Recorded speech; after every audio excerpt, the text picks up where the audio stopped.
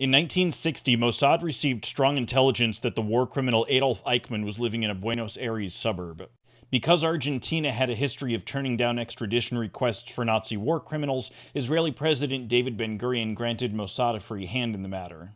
Mossad agents were quickly dispatched to the South American city, arriving on different days using different airlines and carrying forged passports from different countries, with one objective: confirm Eichmann's identity and bring him back to Israel alive for trial. First, one of the members posing as a prospective land buyer used a concealed camera to get some close-up photos of the man who was suspected to be Eichmann, so the photos could be compared. The photos were compared to known photos of Adolf Eichmann, as well as contemporary photos of his brother, who was said to bear a strong resemblance to Adolf. The photos confirmed the war criminal's identity, and the kidnap job was given a green light.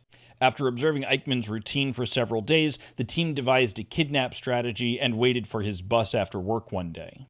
As Eichmann approached the house, one of the team members called out pretending to ask for directions, and as he approached, Eichmann began to reach for his jacket, so the Mossad agent grabbed his arm and his throat. Eichmann started yelling, so one of the other agents began revving the car engine in an attempt to drown out his screams. Eichmann was successfully overpowered and was forced to the floor of the rear seat of the car.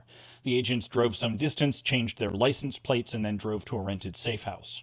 They questioned Eichmann for some time, and he denied his identity. First, he provided the name that he was living under in Argentina, then he provided the name that he'd been living under while hiding in Europe. But finally, they just check under his arm for his SS tattoo. When they check under his arm, all they find is a burn scar, so they ask him what his SS ID number was, and the number that he gives matches Adolf Eichmann's exactly.